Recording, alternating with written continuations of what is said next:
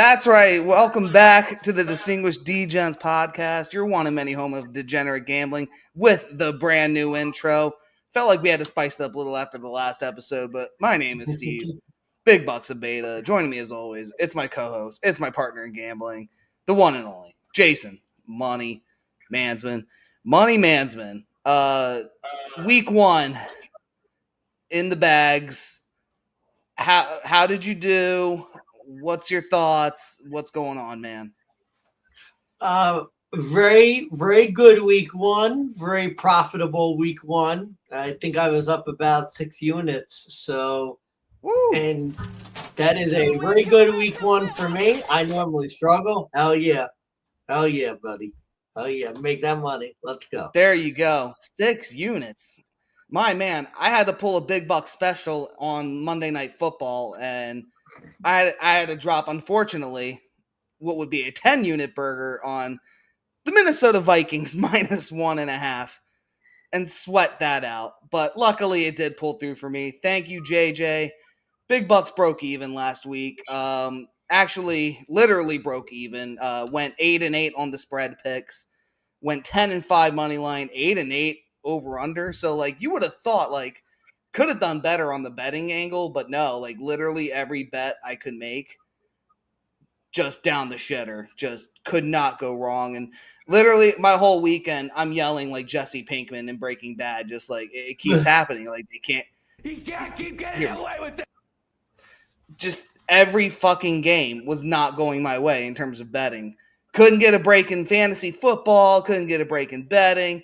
Caught the break Monday night, and I've been good ever since. Hit a couple of UFC bets right now. UFC Noche is on in the background.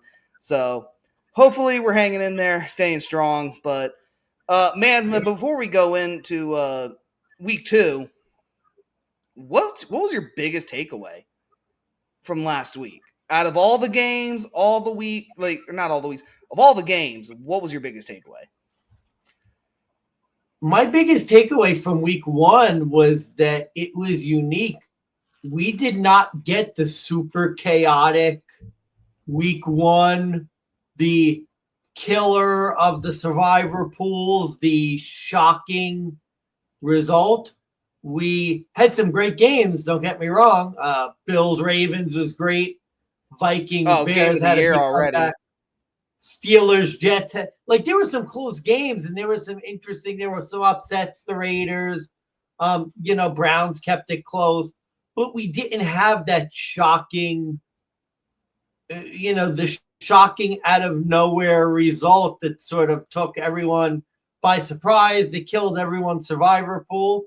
Maybe that's why I was able to win 6 units last week, hoping to keep it up this week. But I think that's going to impact because normally we call it overreaction week. We have some shocking results. People overreact. I don't get the sense that there's a whole lot of overreaction this week. I'm kind of curious to see what you do with this week. This is tough. Yeah, definitely. So this is week 2, dubbed overreaction week. But I feel like if we're gonna fight anytime this year, it's what are we gonna fight on the overreactions? Like which overreaction trumps the other? Is like my mindset going into week 2, and that's what I'm thinking of. My biggest takeaway was like the opposite games were like we had a lot of close games, and that was true. There were a couple like shocking blowouts, in my opinion, that like I did not see coming. Like I literally should go get the bag head for my dog of the week, the Miami Dolphins. Every Sharps dog of the week, quite frankly. And this is, again, like, I've done this for a couple of years. I should have known better, but I missed it. Like, plain in front of my face, I missed it. And you may be asking, well, what is it that I missed? Well, what I missed was the public, every Sharp, was hammering the Dolphins. That line opened, Dolphins plus 1.5.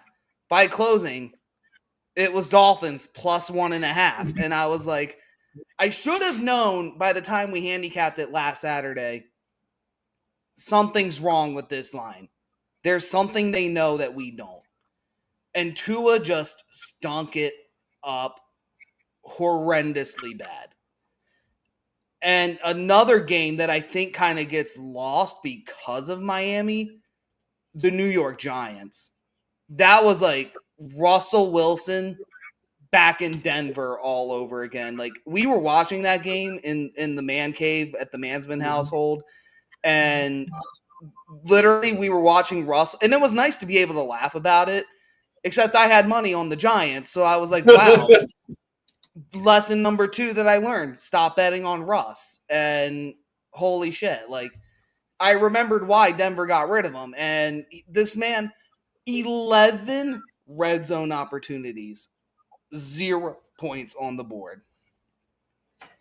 Any other team, any other quarterback, Jameis might have gotten 7 on the board. Probably more because it's Jameis, and I remember what he did to Denver. But like the teams that were like horrendously bad last week was like a level I had never seen before, and that was like my big takeaway. And the teams that actually had improved, like going into week 2, this is kind of like preseason 2.0, where it's like we're learning who the pretenders and the contenders are this like going forward already. But there is a lot of serious contention thus far in the NFL, unlike last year where you could kind of tell who the phonies were by week 2. Yeah. Sort of last point takeaway for week 1. We heard a lot about how the new rules it was gonna be over. It was a lot of points. Well, week 1, other than a couple of games, not a lot of scoring, a lot of defense. I haven't really seen much of a change with the rules in terms of like actual scoring. I think that was something that people way overhyped to begin the year, and we're finding that wasn't as big of a deal as maybe people thought it was going to be. 75% of the NFL games in week 1 hit the under. 12 out of 16 were on the under. At least at the time when we handicapped it, it could be adjusted a game or 2 here or there. But like for the most part, like all the 1 o'clock games, actually, I think out of all the 1 o'clock games, 1 game hit the over. Out of all the 4 o'clock games. It doubled the over-under. That was Steelers-Jets. It went way 0. Over. Yeah, and 0 in the 4 o'clock window. All those games hit the under. It really was like the primetime games and Jets Steelers, and that was literally about it. I'm literally looking at my sheet right now. The only other over was, like, looking at it, I think it was, Baltimore, Buffalo, and Minnesota, Chicago came in late. Mm-hmm. And then Steelers, Jets, and I think there was one more. That was it, yeah. Because Dallas, Philly, it was that ridiculous where over 75% hits the under. So I don't know if that's going to continue into week 2, considering I've seen some line adjustments. I've seen some updates with some injury news, which we're going to really get into. But what was your final record going into week 1? Because right now we are tied in the Caser contest. We got a case of beer going on at the end of the year. We're tracking it on Sleeper. We'll make sure to throw the link in if you guys want to join in. You can bet every spread for each week of the NFL season. So here's what I'll say. I think I technically finished 8-8. It was really 9-7 because I had the Ravens, which in the contest they were plus 1.5. They were plus 1.5 in the contest. And then, like, as the game started, I was like, I'm actually going to play the Bills. And then the Bills still only won by a point. So in the contest, I was 8-8, really more so like 9-7. But the big thing, and I talked about it before, it was about getting the bets that I had correct. My best bet hit. My dog of the week hit. That's why I had a good week. Yeah, I did not have a good week. My best bets went 1-4. The only one that came through was my best bet, which happened to be the Denver Broncos. And that only came through because I bet it at 7.5. If you were slowpoke and got it at 8.5, you were a loser. So make sure you guys get the best of the number. We're coming in very late for week 2. Games pretty much start tomorrow. So I'm ready to rock and roll whenever you are, man. Yeah, let's get into it. All right, kicking it off. We got the slide deck going for this week. We got the Baltimore Ravens, week 2, hosting Joe Flacco and the Cleveland Browns. They are 11.5-point favorites, minus 750 on the money line, plus 550 for the Browns. Over under set at 45.5 points. Let's see here. Both teams are 0-1. This is another AFC North division rival game. Browns played a close game. Ravens once again blow it very late in a primetime game. Now we're getting 1 o'clock. Mansman, it's your turn to start and kick us off. What's your pick for this one? Yeah, I think. See, this is the type of game where normally the Ravens are a risky play. Playing a bad team, big favorite, at home in the 1 o'clock slate. Sometimes these are games that they could drop. I don't think in this case, the Ravens have a really tough schedule to start the year. This is a game they need to win. Don't be fooled by the Bills-Ravens game. The Ravens were much, much, much the better team Sunday night in Buffalo. Much the better team. I see the Ravens cruising in this spot. They need a win. They got tougher games coming up. I think this is one where if you're inclined to, I mean, this could be a teaser play, but I think just straight up spread, close your eyes, close your nose, bet the Ravens. You're getting the best team in football against a Browns team that their defense played well, but they're not good. They're not that good. Interesting take. Wow, this is, honest to God, this is close to it's very close to fade of the week territory. I'm not going to go there though. And I'm also going to try and not go too far in depth. I think Ravens win this outright. As you said, they need the win. They have a tough next 2 weeks coming up. I want to say they play Kansas City and Detroit back to back after this. Both teams coming off brutal losses. And looking into the numbers, both teams are 500 against each other since 2021. The Ravens are a 500 team at home in the month of September, if you go all the way back to 2019. Ravens, though, 12-4 ATS, coming off of a loss since 22. The reason I'm picking the Browns to cover, they're 4-1 ATS as road underdogs in the month of September, if you go all the way back to 2019. Now, since the Deshaun Watson trade, it's bad. 4-13-1 ATS as road dogs.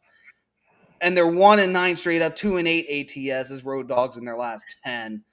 But the difference is, I think Joe Flacco knows how to move this offense better than anyone else on that Cleveland Browns team. Honestly, if it wasn't for a couple drops by Jerry Jeudy, if it wasn't for a couple oopsie-daisy fumbles by Jerry Jeudy, Joe Flacco, number one, wouldn't have an interception that I think led to points. Number two, the Browns probably win this game if their kicker kicks a field goal. And I think this number is like 9.5, 8.5. But oddly enough, I just remember the Ravens being exactly in this same spot last year, coming off a tough loss Thursday night, Kansas City.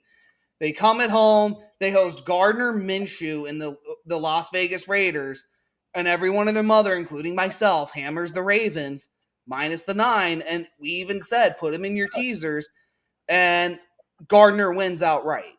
And this game just, to me, has similar vibes where I think Ravens coming off of a loss, you typically want to bet it, but unfortunately it's Cleveland, and the numbers kind of say they always play close.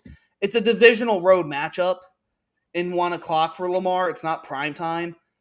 And I think I'm getting more points than it's worth, so I'm picking the value here, really. So that's why I'm taking Cleveland plus the 11.5.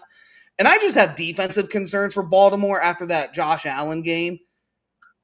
If the Ravens defense was like the Ravens defense of old, this would have been like, what was it, last year, week 5, week 6 against Lamar or against Josh Allen, shut you guys down to 10. This year, you let him get like 16 unanswered in like less than 3 minutes.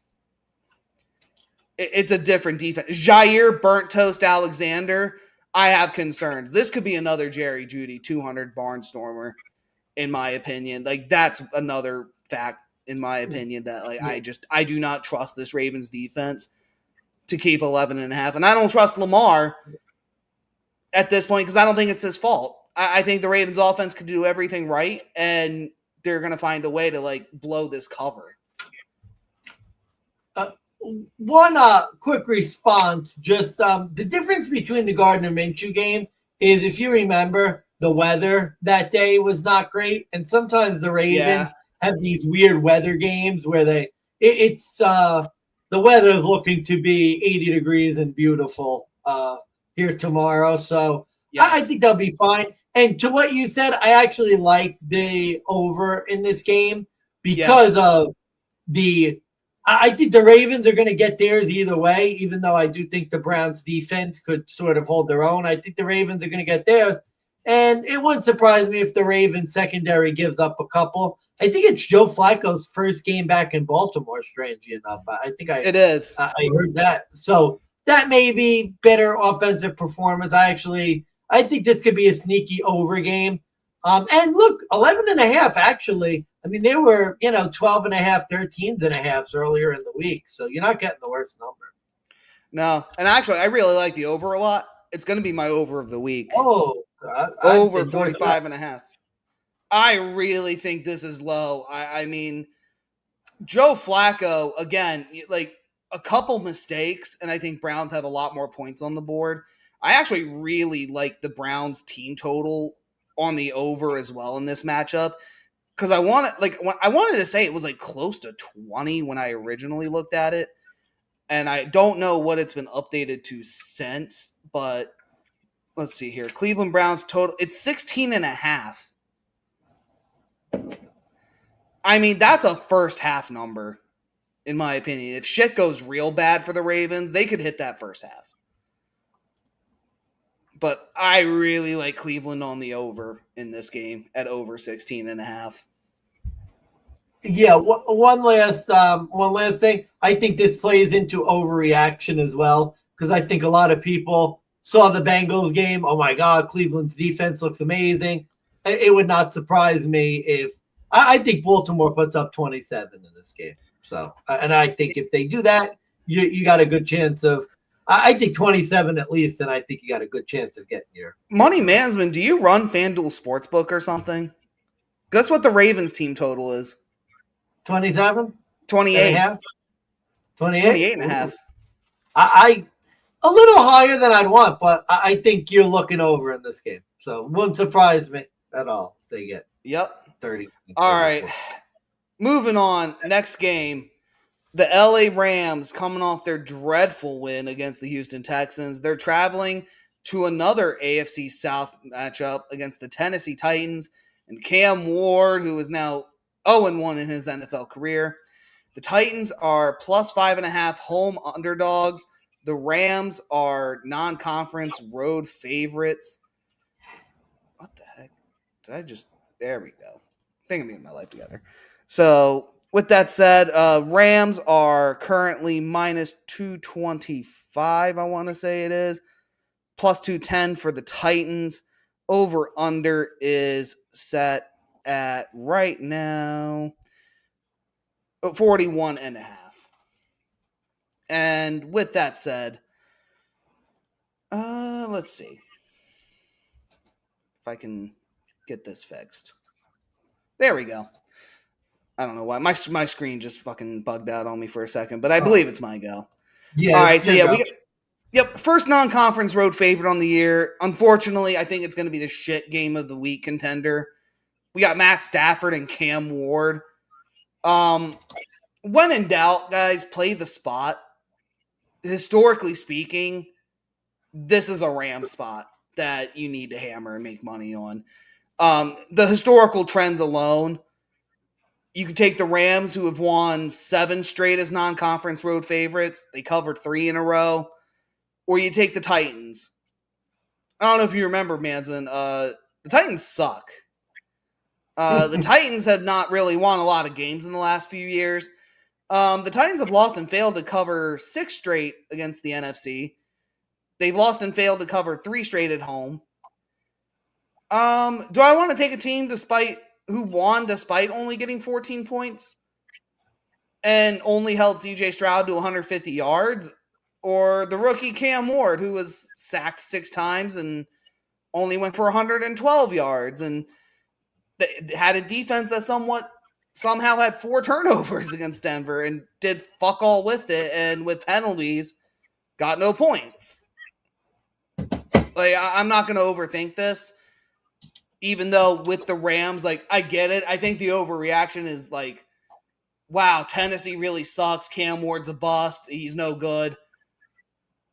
He's getting a downgrade in defense, quite frankly. So do what you want with that total. But like, this is a veteran head coach organization advantage versus a second-year head coach, rookie quarterback, a Titans organization that has no identity.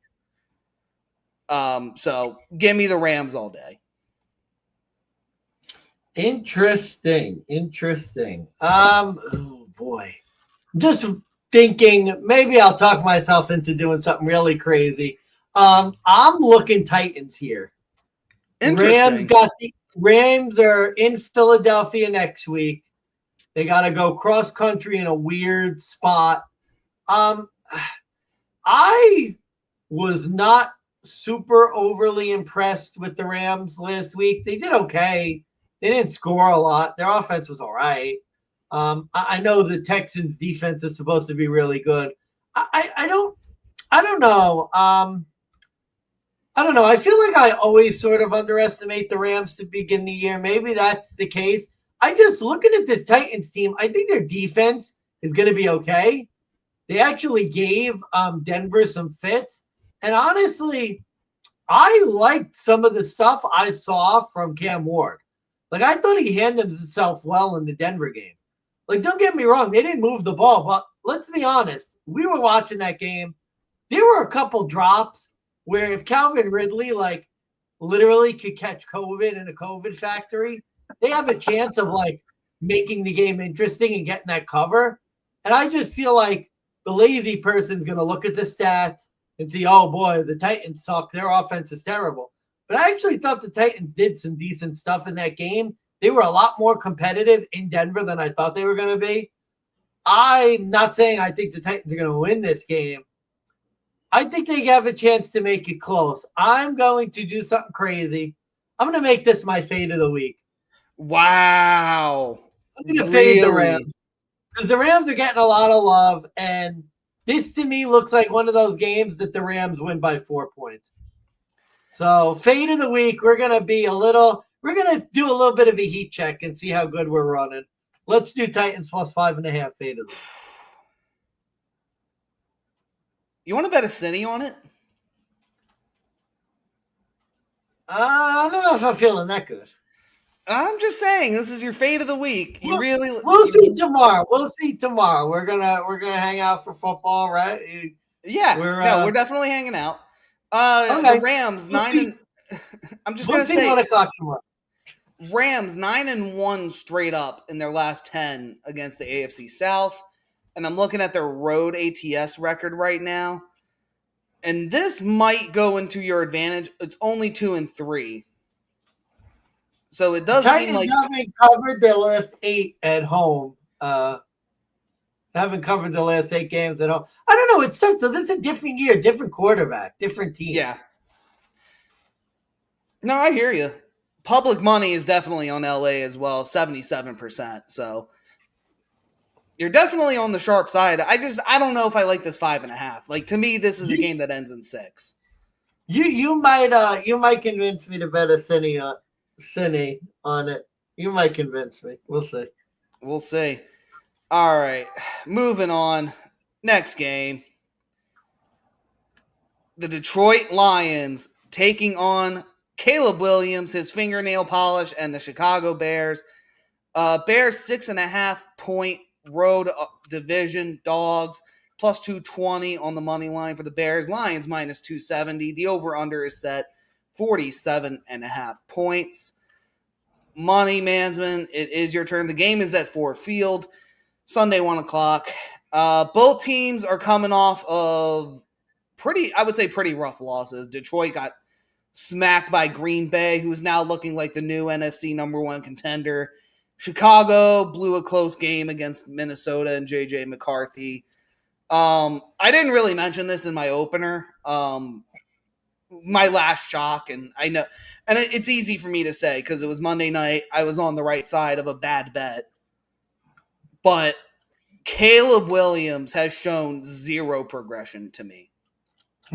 It looks like nothing has changed. It looks like he's still scared. He doesn't trust anyone, and it just seems like the mistakes he used to make, he can't get over it. Yes, still continues. And that's with Ben Johnson at the helm. And Ben Johnson, as a head coach, also looked lost. Looked like he had no control over his team. I have a lot of concerns. That's my overreaction to last week, but man's been carrying it into week 2. What are your thoughts? 100% agree with you. I'm going to keep this one short. It's actually close. This almost made it to my best bet, but just missed out. This is one of my favorite plays of the week. This is a Detroit smash spot, and the line, if you I'm actually looking on DraftKings, like tracking the line movements. This line has been going, it was like going up and up and up and towards Detroit. And yeah, I think the bettors are on the right side here. I think this is Detroit's game to lose. Again, they didn't look good in Green Bay, but as we saw Thursday night, Green Bay is a good team. Green Bay is legit. They're one of the best teams in football. Chicago, we learned Monday night, and I had a play on the Bears, small play. Bears, not one of the best teams in football. Caleb Williams, no good, and their defense, not fantastic either. Detroit's at home. They're 0-1. This Detroit's game to lose. Detroit -6.5. Easy money. Yeah, this is a Bears back-to-back division road game where Caleb Williams 1-7 straight up on the road in his career, 3-5 ATS. But the one win was Week 18 against Green Bay, where they almost lost it in the last minute. They somehow managed to rally and kick a game-winning field goal against Green Bay's backups and Malik Willis. Lions coming off of a loss, and especially the Lions coming off of a belt-to-ass loss like they did. Lions are 7-0 ATS since 2023. They're 11-4 ATS off a loss since 22. But again, at home, division rival, under a touchdown, it's a smash spot. I really love the Detroit Lions here. Not much more to it. Really, really, really under 47.5 too. Like, this could be the Caleb Williams gets benched game. And I'm not over-exaggerating. I am not overreacting. This could be Caleb Williams gets belt to ass and is benched in the fourth quarter because there's not much for him to do any further. Like, especially, too, that Detroit Lions defense is healthy. They're pissed. They just lost to Green Bay in Lambeau where they're used to winning. This is like Big Brother, like, just got beat up by Little Brother. So he goes to his cousin and he beats the shit out of him. But what they don't tell you is, like, Detroit is 17 years old. That cousin's like 9. Yeah. I have to say, I agree directionally on the under. I don't have high hopes for the Bears offense. And what I would say is, just final point on this game, I'd look Jahmyr Gibbs rushing, and you could even look Montgomery. Remember, the Lions did not run the ball at all against Green Bay. I think they are going to have an emphasis on running the ball, and I don't think the Bears are going to be able to stop that. Let's see here. Player rushing yards. David Montgomery is currently 45.5. Jahmyr Gibbs, 67.5 rushing yards right now. I think that could be. I really like this a little bit more. David Montgomery over 10.5 rushing attempts. Because if this game really is belt to ass, they're just going to run it and drain clock. Yeah, I like. I mean, honestly, to me, it's like take your pick what you want running. Because I could see Detroit running for like $1.75 in this game. Just complete. Would you play the domination. ladder? I think you could. Jahmyr Gibbs ladder, 70 yards, minus 104, 80 yards, plus 152, 90, plus 225, 100 yards, plus 320. They give you all the way to plus 150 on Jahmyr Gibbs. You could probably split 2 units on all the bets. Yeah, I think if you're inclined, this would be a good ladder game. Because, like I said, I could see them coming out, establishing the run, and just beating the piss out of the Bears. Like, I think Detroit wins fairly easily. There we go. We're on the same page. Let me mark that as a note because I know we haven't done a court bet in a while, so I'm gonna take some notes and see what we can get together at the end of the episode. Yeah, definitely. We're on Detroit 6.5. All right, moving on. It's the New York Jets, or should I say the New Jersey Jets. They are taking on the one, the only Josh Allen and the Buffalo Bills as 6.5 point home underdogs, plus 250 on the money line, minus 310 for the Bills. Over under is currently set to 47.5 with the under as the higher spread right now. Let's see here. There we go. The Bills make me wanna shout. Kick your heels up and shout. Throw your hands up and shout. Throw your head back and shout. Come on now, the Bills are making it happen now. All right, Mansman. It's your team. I give you the honors. Oh, thank you. You're letting us go out of order. Okay. Oh boy.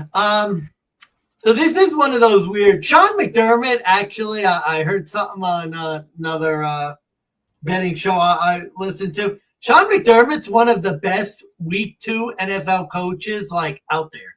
I think his ATS margin week 2 is like plus 12 over his like career with the Bills. So the Bills are actually, surprisingly enough, a really good week 2 team, which I didn't even know, to be quite honest with you. I've heard a lot about this being a sandwich spot for the Bills because they have they play Miami Thursday night, although it is at home. They do play Miami at home Thursday night, and they're coming off that big win in Baltimore. The loss of Ed Oliver could be potentially concerning for a front seven that struggled. You know, the Jets are going to want to run the ball. Here's my thinking. The Bills have a tendency before a Thursday game playing the Dolphins. They seem to have a tendency of playing well in those games. They had a lot of trouble with Robert Saleh's defense. And the Jets are going to be able, I think, to get some pressure. But I don't think this defense and this secondary is as good as it's been for the Jets. I just think the Bills may be too much for the Jets. I'd be very surprised for the Bills to do all that work to get a game ahead of the Ravens and win, only to literally lay an egg in this game. It could be close. I think the Bills are going to find a way to get it done. I'm going Buffalo minus 6.5 here. I think there are going to be points in this game, but I think the Bills are going to find a way to get it done and win by like 7 to 10 points. Interesting. I guess I'm going to rip the Band-Aid off. This is my fade of the week. I am taking the New Jersey Jetropolitans as a dangerous. 6.5 point home division underdog. Look, there was one thing that stuck up in my mind that whole Sunday Night Football game. The Bills' defense is pure dog shit. They are tepid water. Not hot. They are tepid water. That defense was not good at all. That run defense primarily, 238 yards allowed to Lamar and Derrick Henry, who in fairness, I will say, they do always seem to struggle against that duo. Yeah. But unfortunately, you're going up against a Jets team who just dropped 180 on Pittsburgh. And most people, I think, would have said last week, Pittsburgh's a top 10 rush defense. Pittsburgh's a top 10 defense overall. I think now the Jets are getting a significant enough downgrade in terms of at least the rush defense, where I just saw Aaron Glenn realize, oh, fuck, I have a weapon. His name is Brees Hall. And I can just hand it off to him, and he'll do me wonders. And even though the Jets lost, I think they keep this close at home. And this is almost like a flowchart game per se. There's just something to be said about the Bills in general struggling in this stadium. Going back to 2019, the Bills have only won by an average of 10 points against the Jets in East Rutherford. And that's only because there was one outlier game where they beat this 7-point spread, and it was 45-17. Otherwise, you look at the other 6 games in East Rutherford, and you include that giant Sunday night football game, the average point differential was 4. We're getting a spread of like 6.5, 7. And if you take 2 away for home field advantage, like I'm still getting 5. So like I'm getting a 1 number advantage, and I just think that the numbers make sense for me to take the Jets at 7. I would like it obviously at 7, and I'm getting 6.5. And Josh Allen, the X factor, is the one reason that like I can never count him out. And I'm with you. I will say I think the Bills do ultimately win this, and I'm praying I don't choke on my words as I say that, but I don't know if it's an overreaction about how the Jets looked last week, or if it was more of, I think I have more of an overreaction on how bad the Bills defense was. And now Ed Oliver might be, I think he is out. He is out. Yeah, that to me, like with Brees Hall and that offense, and with Justin Fields at that, like I think this one's going to be close. And if you're going to give me 6.5, which is a weird key number, I got to make it the fade of the week. I just think the Bills having to come back with 3 minutes to go in a game they probably should have lost. Which is odd, because like I think if the Bills lost last week, I would be with you and I'd be betting the Bills. But the way that just went, I don't know if I want to back it this week. So Big Bucks fade of the week. Give me the goddamn Jets. I think we have our Cine bets now. We have to Cine the fades of the week now. So there you go. You convinced me. Now we have to do Cines on the fades, and we could decide if we go 1-1, if we want to each do a Cine or cancel out. That'll be it. We'll figure that out. The last point I want to make is actually the number has been going in favor of the Jets. Looking at DraftKings from like 2 weeks ago, I guess like the opening number was 8.5, and it's gone down towards 6.5. There's the number. It's gone. And it's down to 6.5. Here's sort of the last point I'll say about this. I think you just got to be careful with I get what you're saying about the Bill struggles in East Rutherford. I would just mention, number one, different defenses the past couple of years, really good secondaries. The Jets don't have the secondary that they had in previous years.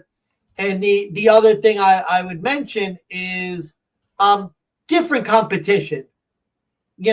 Baltimore made them look sily. And don't get me wrong, I don't think the front seven's a strong point in the Bills. I just don't know if the Jets are going to run for 238 yards. That's all I'll say. And the crazy thing is, I don't think the Jets need to run for 238. I think the Jets could run for 150 or even 120. And I think Justin Fields could do enough to keep this close. To keep it close.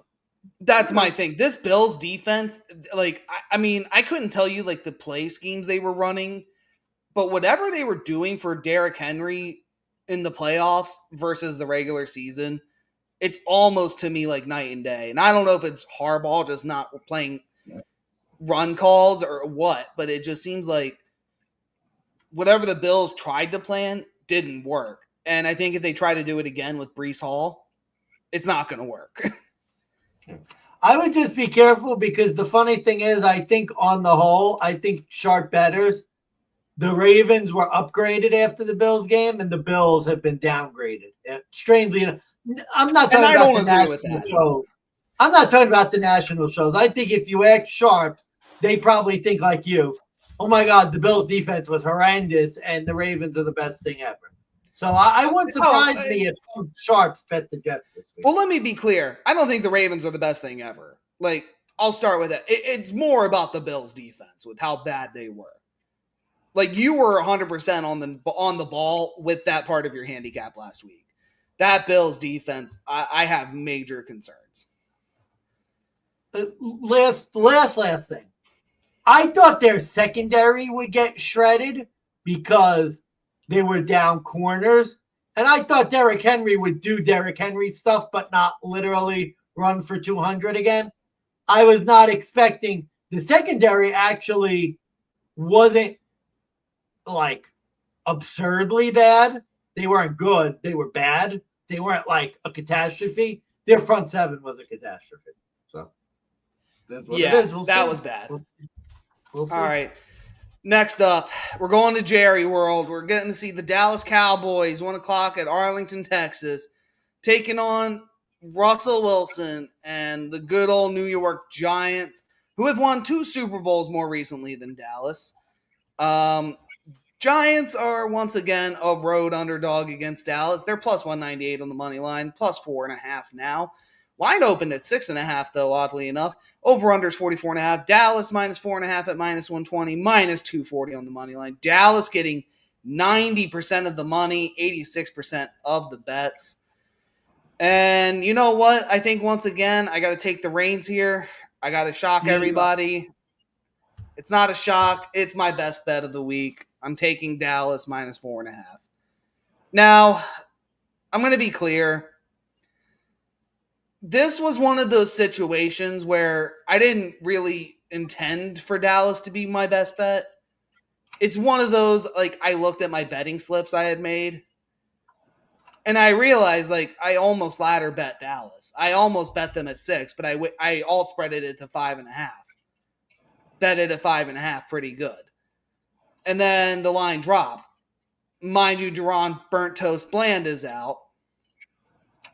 So it went to 4.5, and I'm like, I'm not going to lie. I don't know if he was worth the point value and drop, but okay, like, I'll fucking take it. And the line really has been kind of bouncing back and forth and ping-ponging, but I bet Dallas at 4.5 again.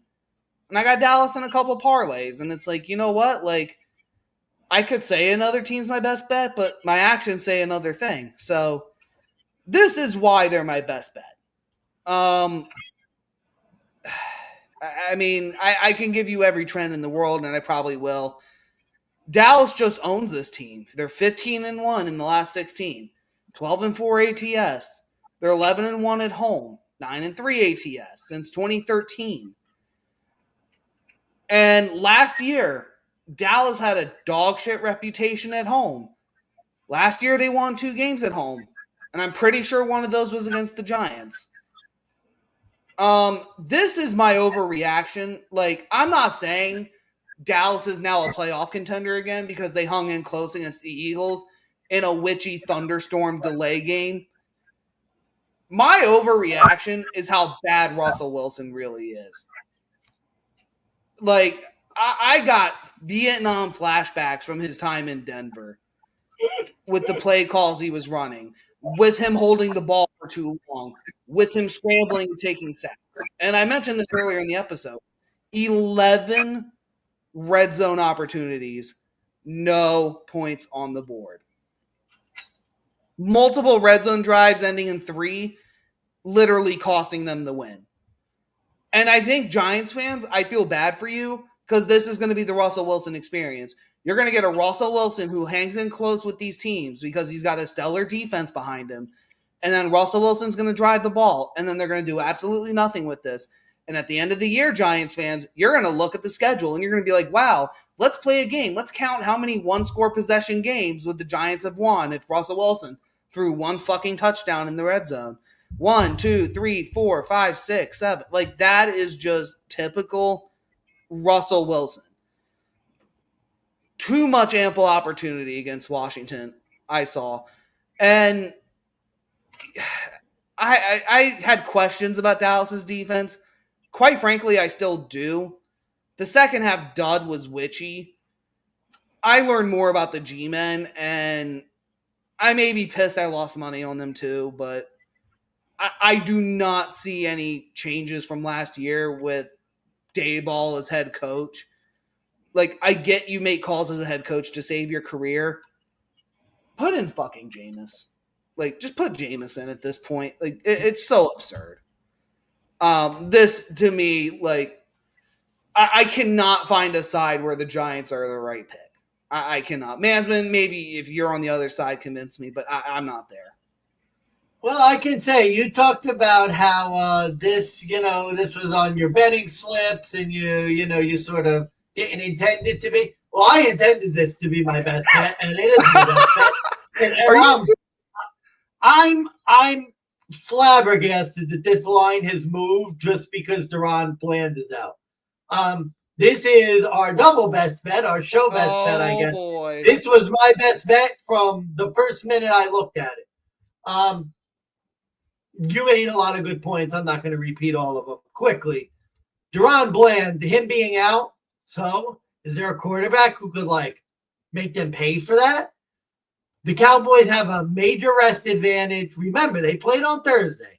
Yeah. They have a major rest advantage. Mini bye at home. Giants, second straight game on the road. Their defense wasn't as good as we thought it was going to be. Javonte Williams should be able to have some run. The Cowboys own the Giants. To me, this is a no-brainer. Dallas is the better team. They're at home. They have a rest advantage. I mean, what more is there to say? Dallas looked a lot better. And the Giants, look, they've basically – I read a story today about how they're not in a rush to put Jackson Dart in. They don't really care about winning right now. They are one of the worst teams in football. I think that is clear. Dallas is clearly the best team here, and I think you're getting I'm shocked the number is what it is. I like this at 6.5 as my best bet, and this is like a slam dunk no-brainer. I think the Cowboys are going to I think Jameis might be in the second half. I could see this one being ugly. Which I will say, if Jameis comes in the second half, I may look at hedge opportunities to fucking live bet, but because Jameis could bring him back and keep it close. Yeah, you might get the Giants plus 13.5. And I would hit it. I would hit it. If Jameis comes in, I don't think you're going to have to worry about Cowboys 4.5. That's for sure. Yeah.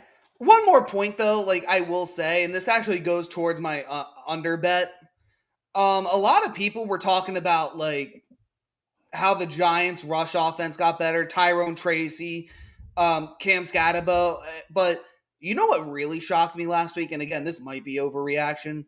Javonte Williams just coming to life for that Dallas Cowboys offense.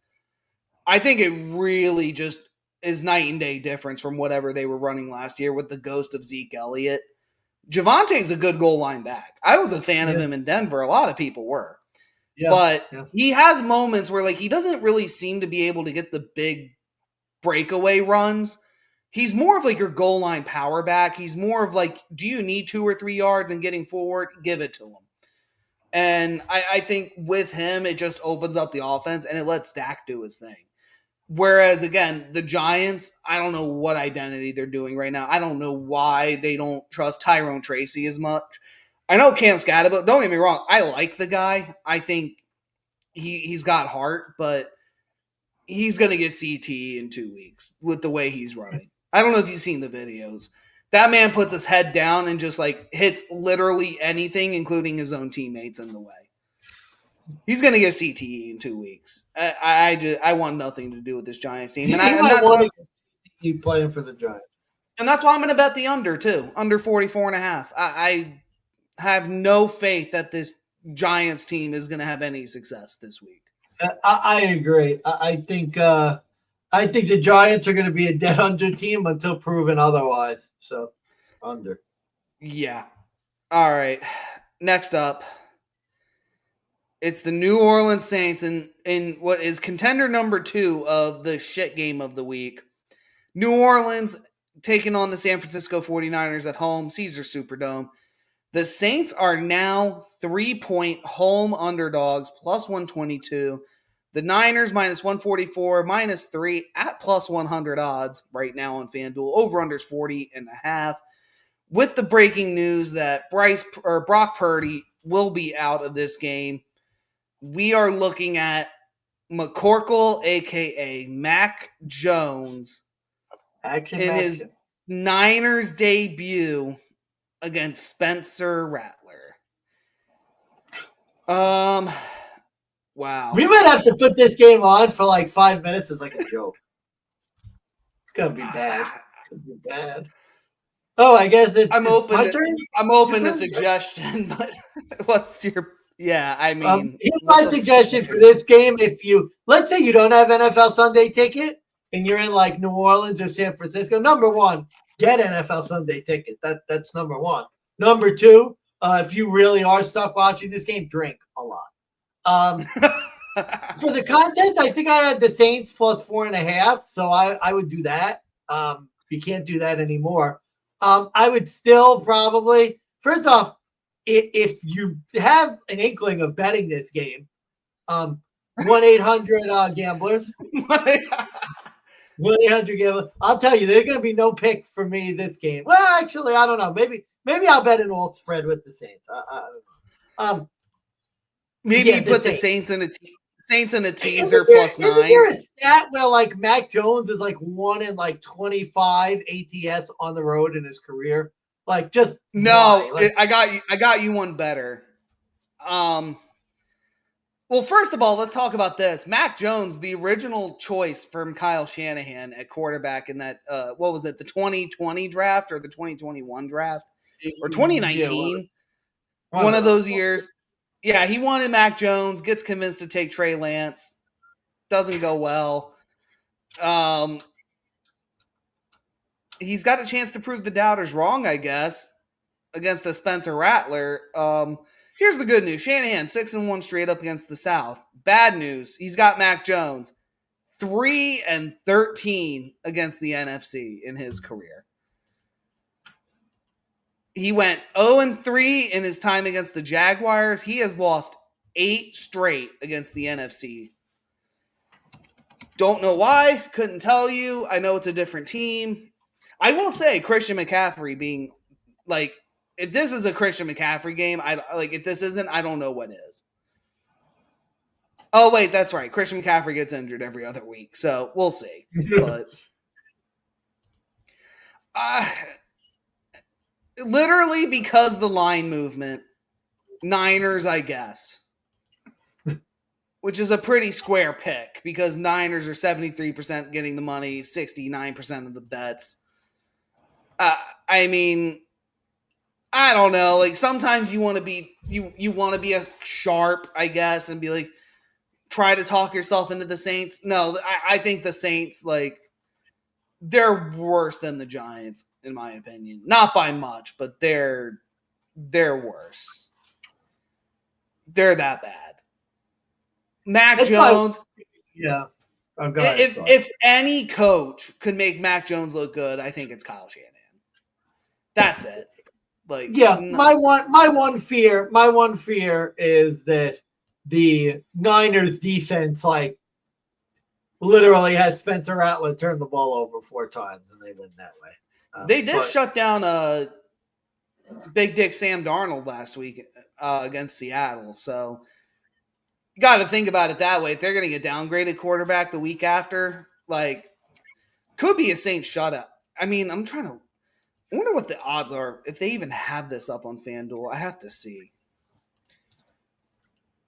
Is there while you're looking at that, this is a dead under game. Yeah. The under is still 40.5, which is probably 20 points too high. I would say. Yeah, dead under. Actually, you know what? Under of the week. Why not? Under the 40 and a half too high. I mean, the game's going to be 16-10 or something. Like, No, Huh. there's no way these teams are scoring 41 points. You could get Spencer Rattler not to throw a touchdown at plus 182. I was looking for no touchdown score, like anytime touchdown odds, like no touchdown score. I don't see any on FanDuel, but Spencer Rattler, 0 touchdowns, plus 180. I think that's a value play. If you want to play the Mac Jones touchdown ladder, be my guest. I don't think it's worth it.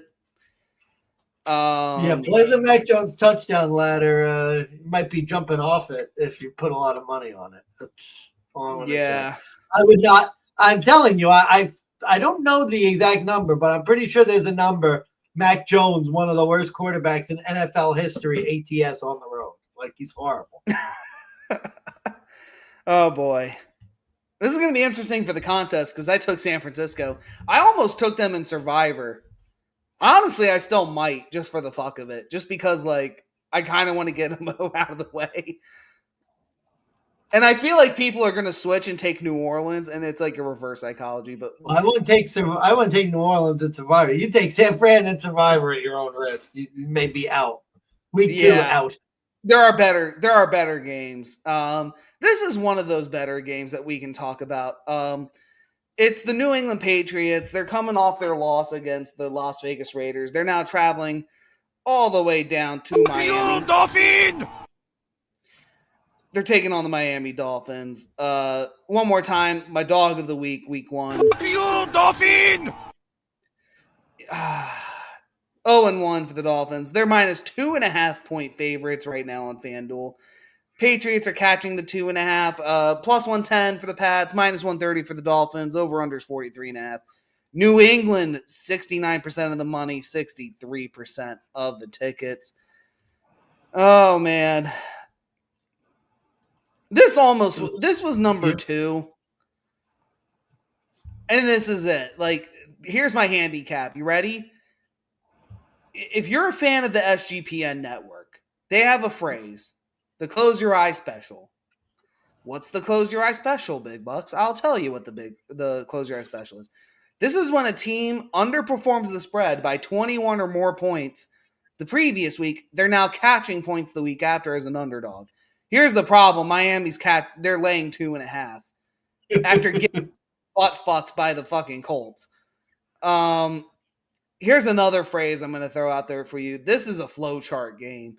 You look at the history between these two teams, you look for the obvious trend, and you just see how it flows year after year after year after year. And thank God Miami's at home. I think this time they actually show up. I think Miami is basically at the bottom of the barrel now. I don't have any faith in this Patriots team. They really are as bad as I thought they were. Miami's 10-2 straight up since 2013. I don't think Tua Tagovailoa has ever lost against the New England Patriots, if I'm not mistaken. And Miami overall is just a better home team. They're 18-7 at home since 2022 under Coach McDaniel, who is on the hot seat and apparently is at odds favorite at first coach fired. Vrabel's in the middle of a rebuild, quite frankly. I have low hopes for them. I will say there's one recency bias stat to throw out there, and this really kind of came from last week, and this is it. So teams with a primetime game look ahead in week 1 went 6-2 ATS and 2-0 for Thursday Night Football. So Miami has the Thursday Night Football look ahead to the Bills. So I think this is a game they show up. I'm taking Miami. I'm not making it a best bet. I don't know if this is going to end up actually being my survivor pick or not. Like, because again, I don't know if this is not here. I don't know where else. But again, do it at your own peril. Why isn't your survivor pick Dallas, who should win by 2 touchdowns easily? I don't understand that, but okay. I gotta say this was in the play for a potential dog of the week, but you're right about the trend where Miami has been continually winning against New England. I think New England's the better coach team. I don't think New England's that much better. I just wonder if Miami has, like, Tyreek Hill is under investigation again. Like, the Miami ship, right now, they are the Titanic, and the iceberg's coming on Thursday, and the iceberg is the Buffalo Bills, a road trip to Buffalo, where Miami, I think that's going to be the end of McDaniel because I think they're going to lose by like 30 in that game. You know, Josh Allen embarrassed the Dolphins. I think if McDaniel loses this game and then loses Buffalo, he's gone.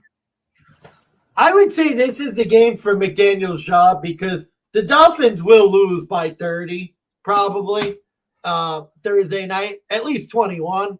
I mean, we've seen that game many times before. Yeah, I don't know, man. Look, I gave you a lot of credit. Miami embarrassed you last week. They humbled you. They might have even broken you a little. And it takes some balls to go back to them. So good for you. I'm going to stick with New England. I feel like New England's trappy because like every sharp is saying New England, but then every sharp like New England against the Raiders, and that didn't turn out very well. You know what you are, Mansman? You're a sharp square. Because every sharp is...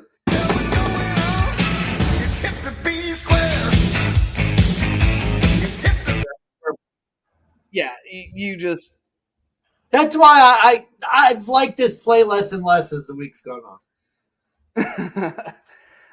No, it's a sharp square move. No, Miami like broke me in the second quarter. Like we turned the game off. That's how bad. I was like, I already know how this. That's the one thing about being a bettor though. Like in your first 2 years, you put money on a game like Miami, you lose. It breaks your heart. You're pissed. You're drinking.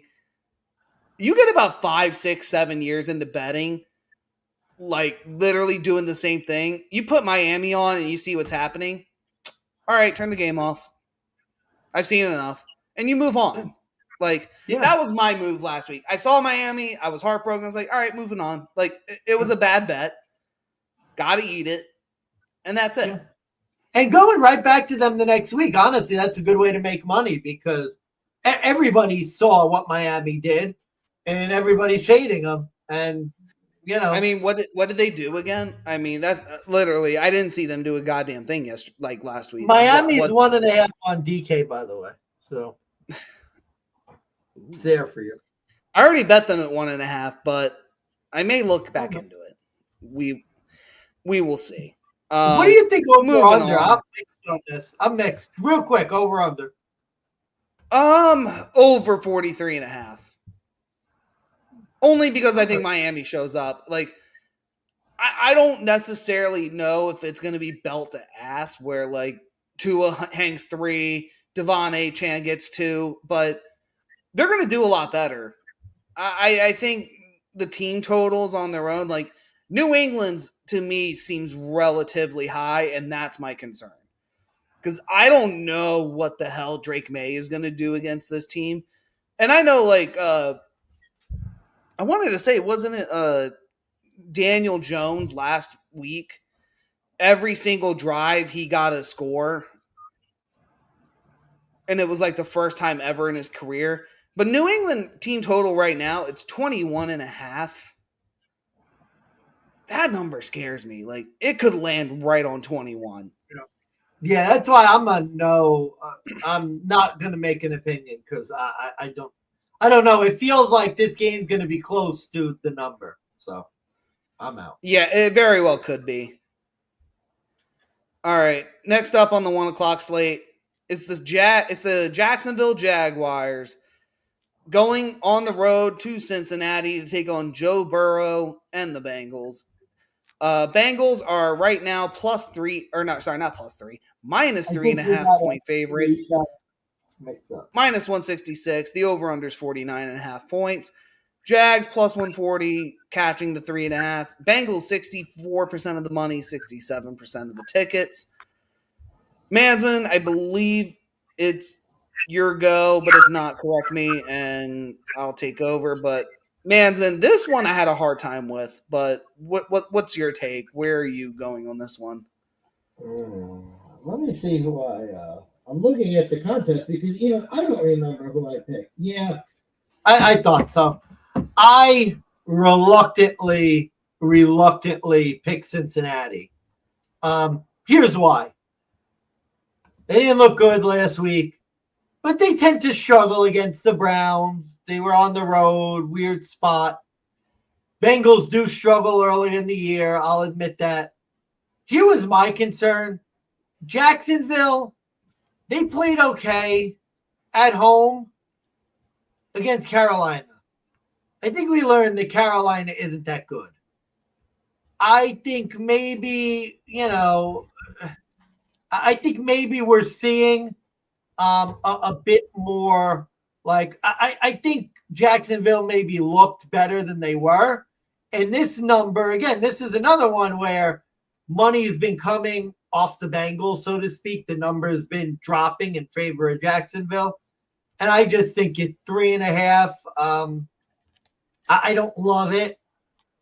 I don't think I'm going to play this game, but I think Cincinnati's probably the better play. I think it's more likely than not they win the game.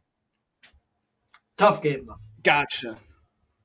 Yeah, this one was a tough one for me. So you talked about week 2 stats about McDermott. One of the worst, not just week 2, one of the worst first 2-week quarterbacks in this league, Joe Burrow, in his career, 2-9 straight up in the first 2 weeks of NFL.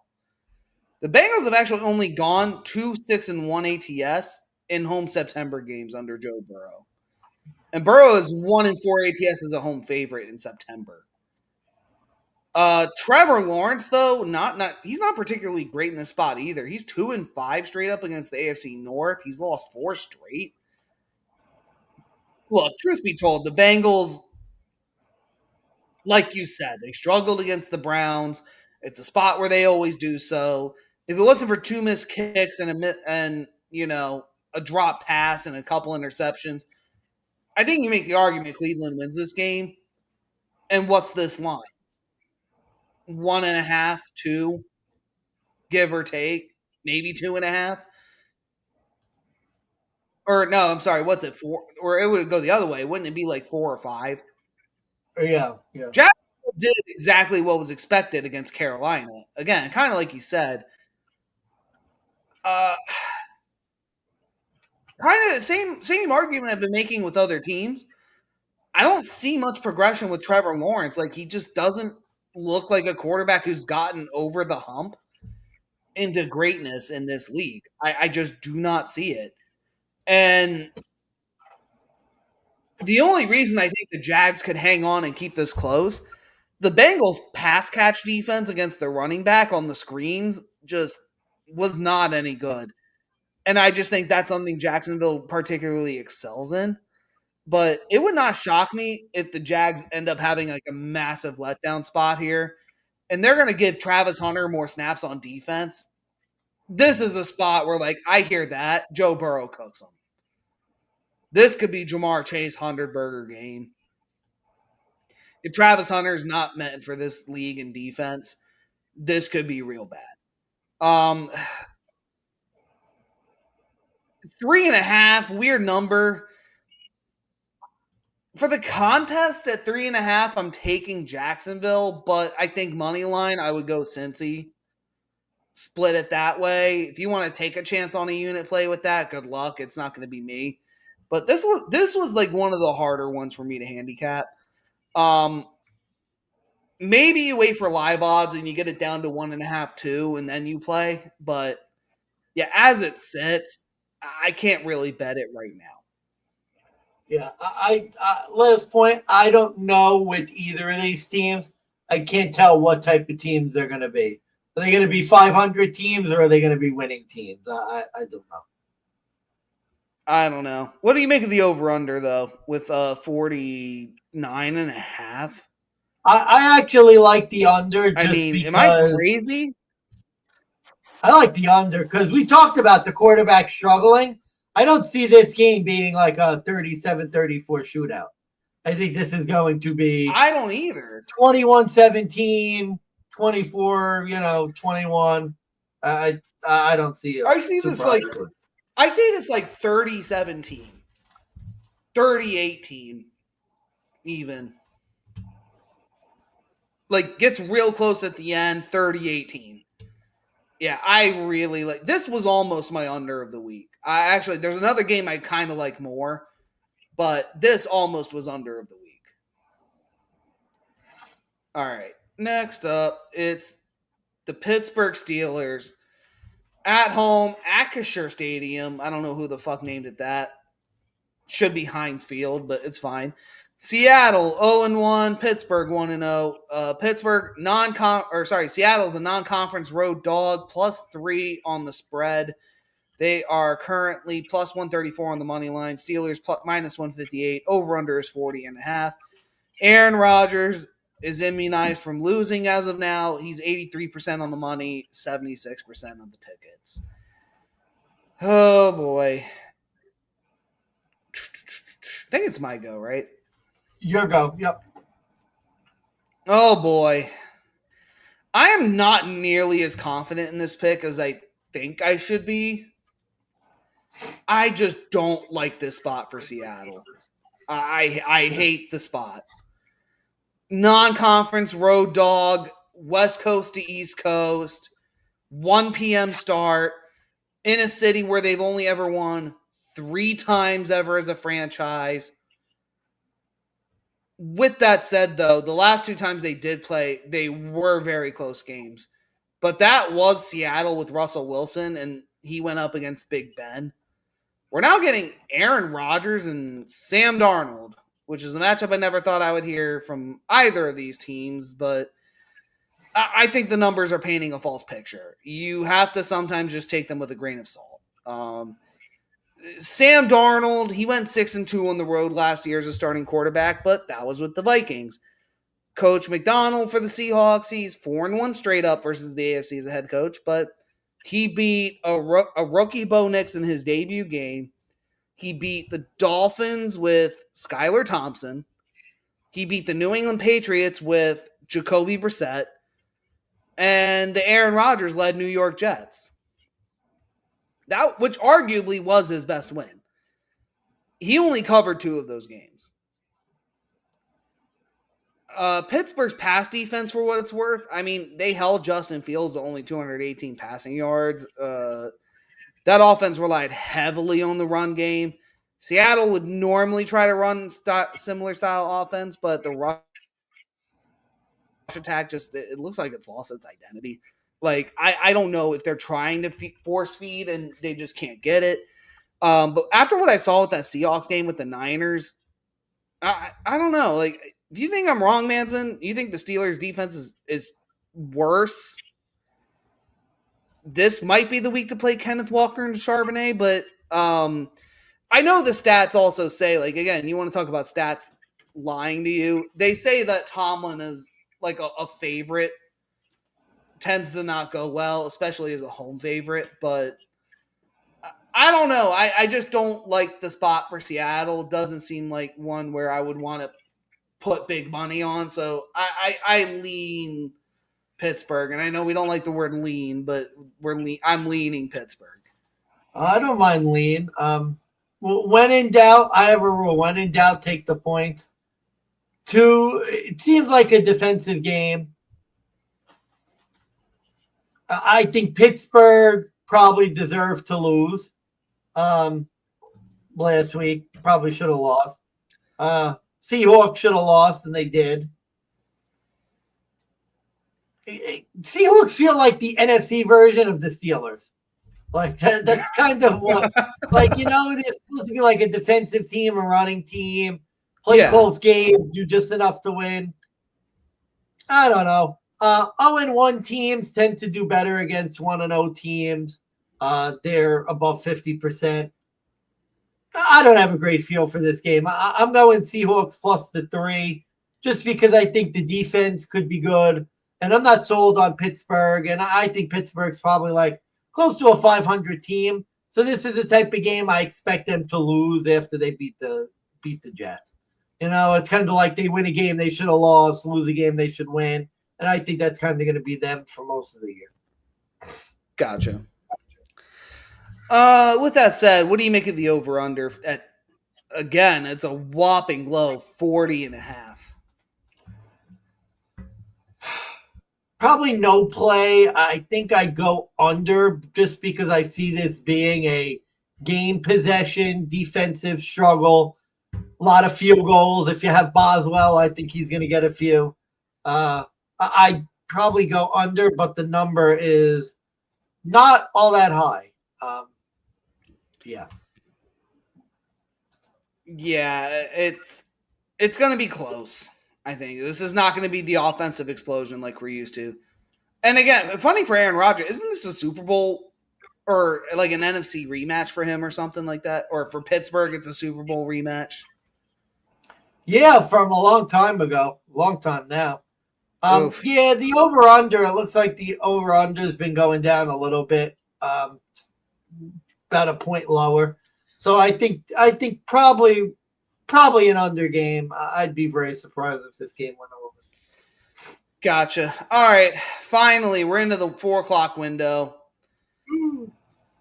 It's the Indianapolis Colts and Danny Slimeball Jones taking on the 1-0. Why did I put them at 0-1? They're definitely both teams are 1-0, by the way. That may have been an oversight. The Denver Broncos. Yeah, they're the 2.5-point road favorite, -120. Indy +102 on the money line. Over under is 43.5 points. What do the stats say? Denver's getting 58% of the money, 59% of the ticket. Oh, man. Your team, buddy, what are you thinking? Look, very short, very sweet. I don't know why the Sharps are fading Denver now, all of a sudden. Like, all I heard off season was Denver is the Sharps' darling. Denver is going to be the team to beat. Denver is going to make the playoffs. They're going to challenge Kansas City.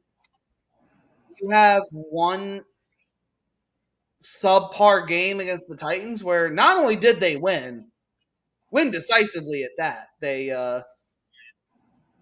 they covered too. I don't I can't tell you otherwise. Like, why are the Sharps in Denver? Here we go. Here's the opposite. Like, here's what you do. We can bet on Denver, or man, I'm gonna run my ass all the way to fucking Maryland Live. We're gonna run all the way. Let me get my paycheck out of the ATM. I'm gonna run to the sports counter, Mr. Sportsbookie. Here, take my money. Take my money. Daniel Jones, 2.5-point home dog. Great. What happened last week? Big Bucks. Oh, well, he went up against Miami. It was so great. Their defense was so bad, and Tua threw a bunch of picks, and wow, they were I don't know, the worst team in the NFL. Daniel Jones literally beat the worst team in the NFL. Great. Who's Denver? Well, Bo Nix struggled, but he's an up-and-coming rookie quarterback. It's fine. But I don't know, top 3 NFL defense, top 3 pass defense. Also held Cam Moore to no fucking point on offense. I don't fucking know. Huh, weird. And you want to bet your paycheck on Daniel Jones? I'm not. Some other idiot might be. Some other sharp it might be take the Colts. I'm not.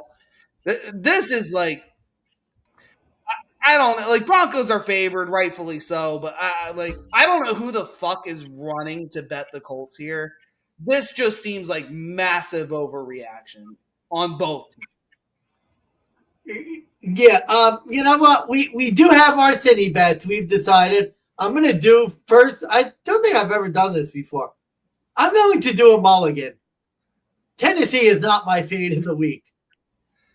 I am fading the Indianapolis Colts. Denver Broncos are my fade of the week. I know it sounds silly. Broncos -1.5. But for the reasons you said, this just overreaction week 2. All of a sudden, the Colts are a good team. And I'm just thinking this is going to be the type of line by week 8. You're going to look back and you're going to say, yeah, Denver was a 2.5-point favorite against the Colts. And you're going to be like, really? If the game was played now, Denver would be like a 7-point favorite. I'm telling you, this is a complete overreaction. The Indianapolis Colts beat one of the least prepared, least ready teams in football to play. Denver's defense is good. I know Sean Payton early in the year, sometimes he has his struggles, but I don't know. I think Denver is just the better team. They're just the better team. They're gonna and literally look at last year. Look at 9 months ago. Bo Nix went 3 touchdowns, 3 interceptions, 130 yards. Do you know what the final score was?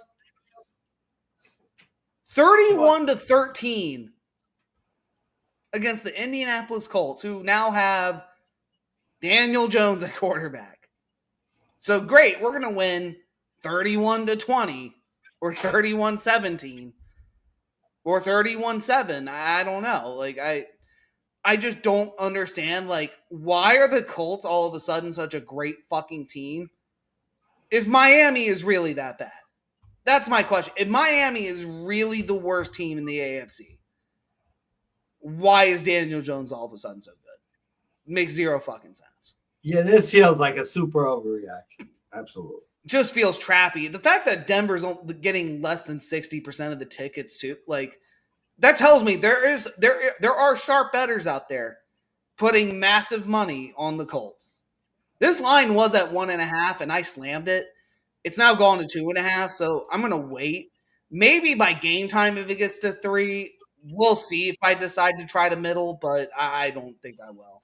I think it's one of those games that's been like 1.5, 2.5, and either way, I think Denver. It won't surprise me if Denver wins this by a lot because I don't think Daniel Jones. I see Daniel Jones getting sacked 5 times and probably throw in 2 interceptions. Damn. I do have under for the total here at 43.5.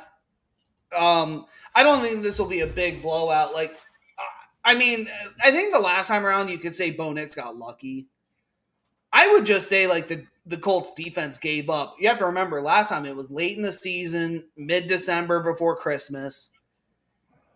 Bo Nix was losing, and then the Colts defense let them come back. This time around, people are a lot healthier. We're not getting second, third string guys starting games. I think Bo Nix also, like, he's shaking off some of the rust, and I think this game could be slightly closer than last time. But 43.5, I think Denver's defense, they'll have Daniel Jones on lock. Like, it would not shock me. Like, Colts team total under, I mean, if it's anything under 19.5, or if it's anything over 19, I may have to play the under on that. Daniel Jones interception prop, I think once again is live for this game. Same with Bo Nix, but I feel like Bo Nix, you're not going to get as good value. Yeah, Colts team total is 21.5. I'm slamming under, yep. And Broncos are 22.5. So take that for what you will.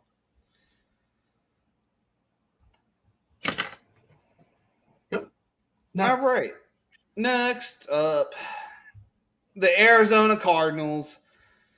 In the other 4 o'clock window, they're taking on contender number 3 for shit game of the week, the Carolina Panthers. Arizona, once again, laying 6.5 points. This time at home, minus 320. Panthers plus 260. Over-under is 44.5 points. Cardinals getting 84% of the money, 74% of the tickets. Mansman, we had a phrase. You know what? No, let me put this game back up. We're going to look at the numbers again, buddy. What were the first words out of your mouth after watching the Cardinals last week? What the hell did I bet Kyler Murray? And what are the words out of your mouth going to be in week 2? What the hell did I bet Kyler Murray? Yep. I guess it's my go. Yeah, it is. You can only look one way here. Carolina, I don't know. Maybe it's an overreaction on my part. I just don't think Carolina's good. Bryce Young isn't a good quarterback. And we talk about it. Who are the teams that Arizona and Kyler Murray beat? Shit teams like Carolina. This is the game where Arizona, I could see the narrative already. They're going to start out the year. They beat the shit Saints by 7 points and almost blew that game and almost blew my fucking week. They're going to win this game probably by 7 points and somehow cover again. And, Arizona's so good. Kyler Murray's good. Arizona's not that good, but Carolina's worse. I don't, especially like last year too. Arizona did the same thing. They beat up on bad teams and then struggled to beat the good teams. I think Arizona is always a team you're looking to fade later in the year. But for now, I mean, you look at the performance from Carolina, it was really bad. I mean, Bryce Young is really not that good. Their defense isn't that good. Their offense isn't that good. They're no good. I think Arizona under a touchdown. As long as you could get it under a touchdown, I think you got to look that direction. Yeah, I'm with you on this one. Lesson learned last week. We hate betting on Arizona. The other lesson we learned, Carolina has to go back on auto fade. Bryce Young looked lost against the Jags. It didn't look like he trusted anyone on the field either. Arizona, like, you might have to consider the revenge factor too. Last year, when they had a matchup here, they lost to Bryce Young last year. And this was back in December. And the Panthers have a 5-13 ATS record on the road since 2023. They are 2-16 under Bryce Young. Now, 7 or higher, I don't know if I bet this game. -6.5, give me the Cardinals all day. No questions asked, no comments, questions, concerns. Over-under is 44.5. Mansman, do you have any thoughts on that?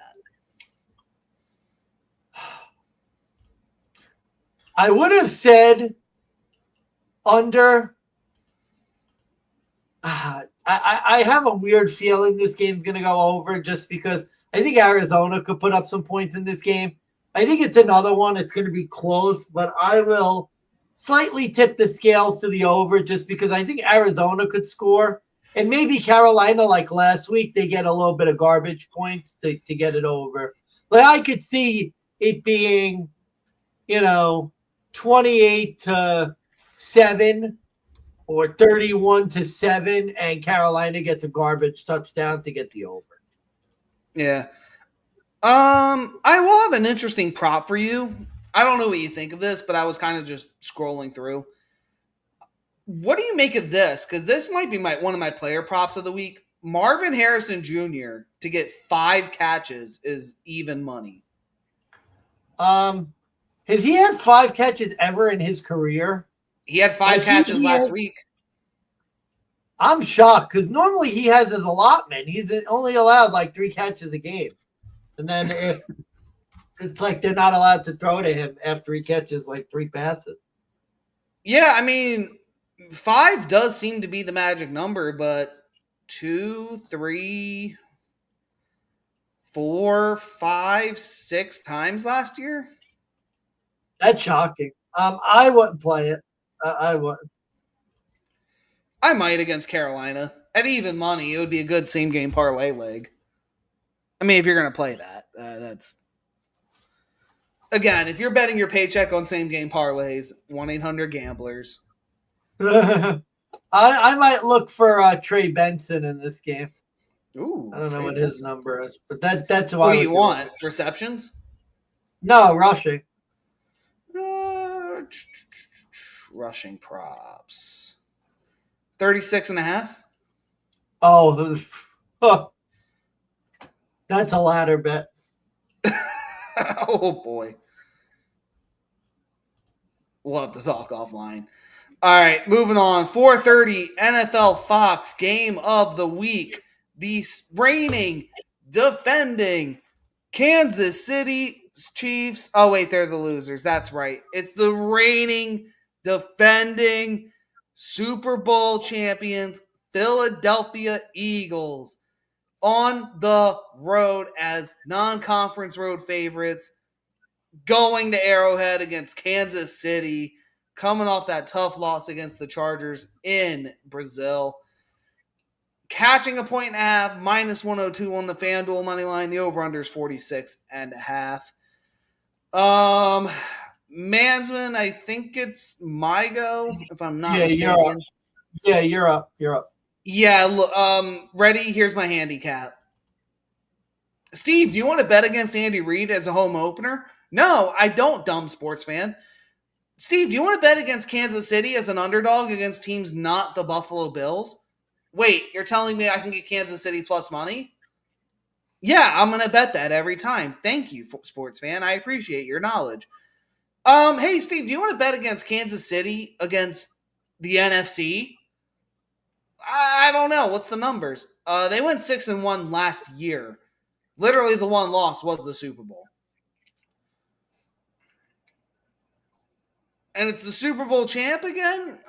Okay, we'll call that a half or a push or maybe a 0. So 2-1 reasons why I should bet Kansas City right there that I just mentioned. You want to fade Kansas City in this spot? Like, stereotypically speaking, it's a deficit. But what's the overreaction angle? It's overreaction week. Like, what are we going to say? Kansas City doesn't have a wide receiver 1 with Xavier Worthy out? Well, they didn't really have a wide receiver 1 to begin with, in my opinion. Even with Xavier Worthy. I didn't think he was that good. The Chargers offense tore up Kansas City. Okay, well, so did Dallas's offense against Philly. Like literally, I forget what stat it was, but there was, I think it was yards given up in the air. Philadelphia was 31st last week in the league. They were literally second worst to Carolina with their cornerback duos. And it was only done by 4 yards. It wasn't by much. I'm not saying Patrick Mahomes will air the ball out, but this is the game where he could catch up and ball out compared to what he did last week against the Chargers, who, by the way, they're also not a scrub defense. They are very well coached under Jim Harbaugh. And, for what it's worth, that Chargers team knows what they're doing. They're not idiots. Neither are the Philadelphia Eagles, to be fair, and this is an Andy Reid revenge spot. On top of all this, I don't know. I remember last year, in this spot, I took Philly.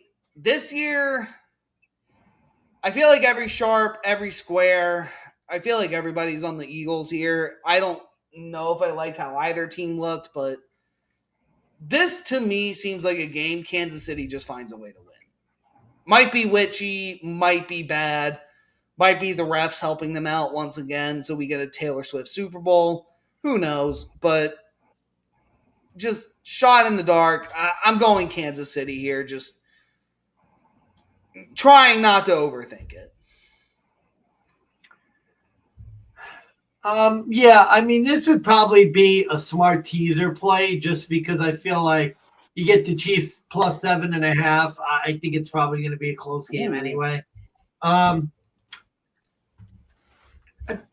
think I go Eagles just because here's my thing. From the beginning of the year, I made the determination that my play for the Chiefs is that the Chiefs aren't the Chiefs anymore.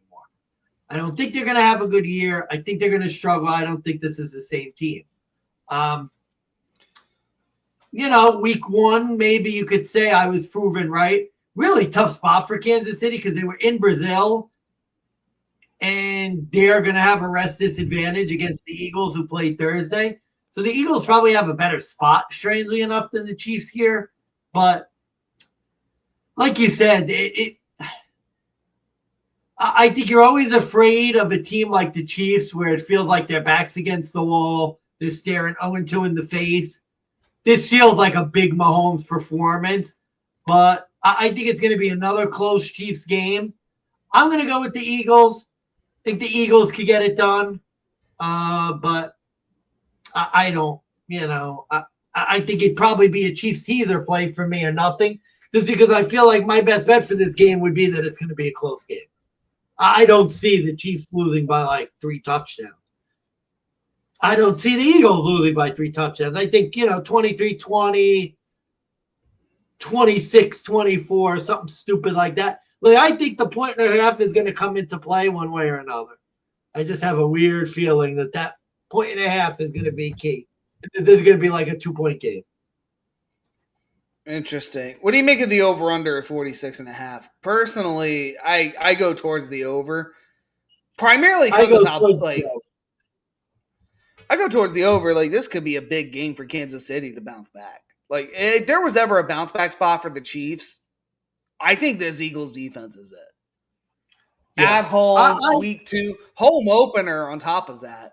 That crowd's going to be roaring.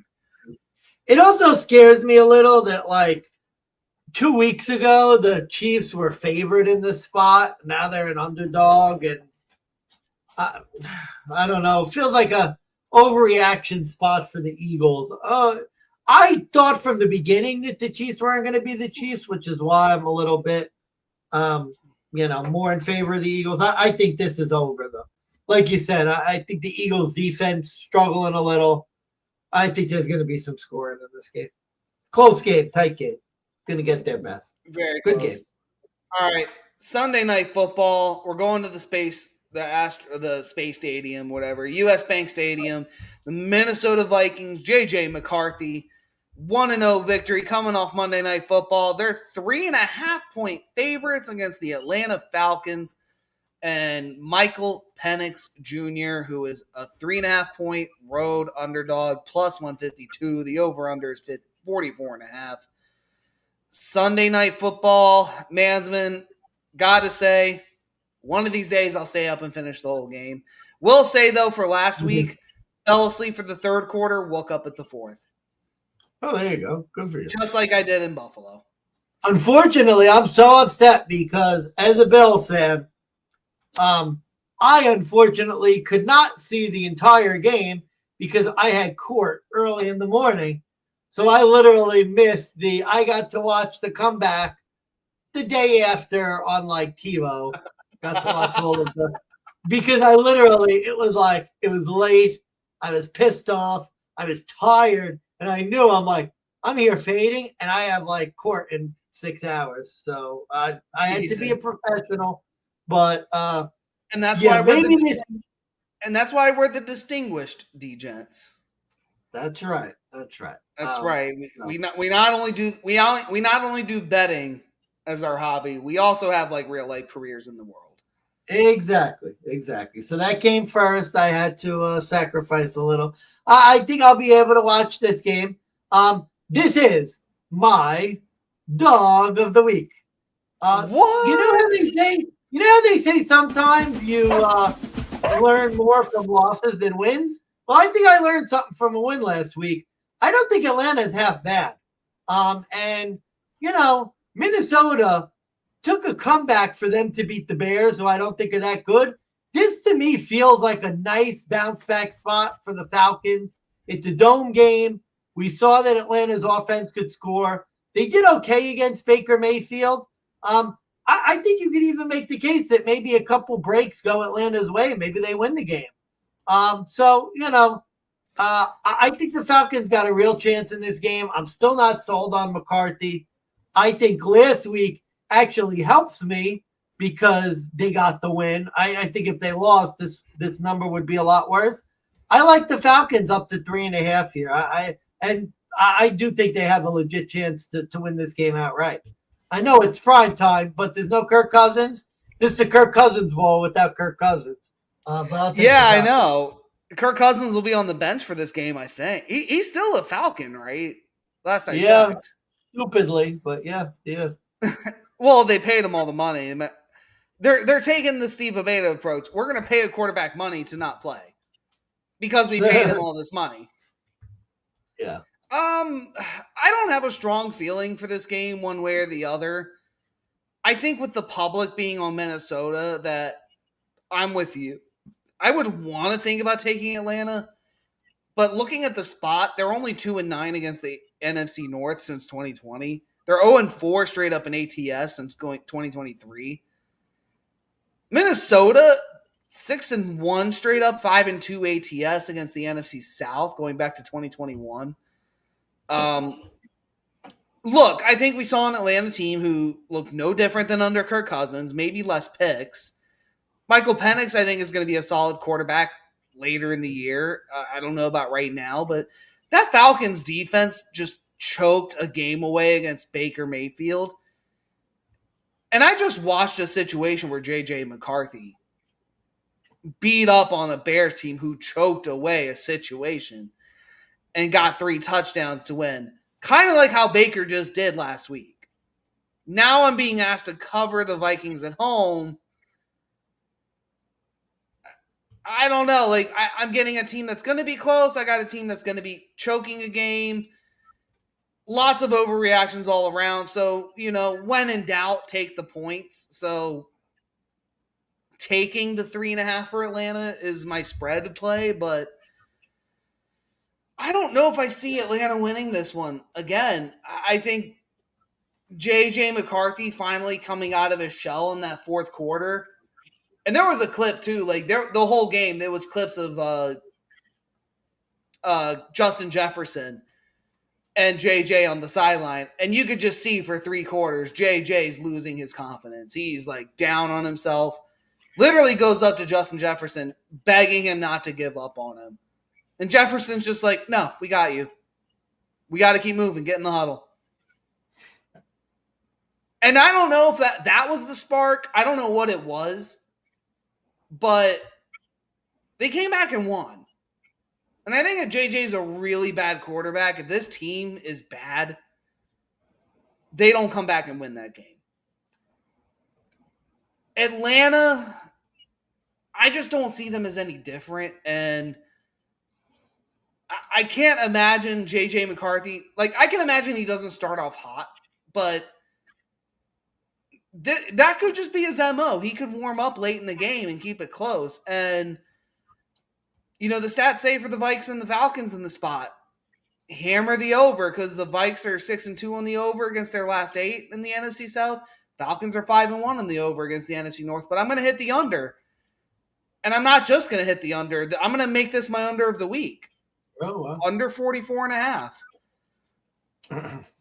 That Vikings defense against the Bears, who were a run-heavy team, shut them down in that second half.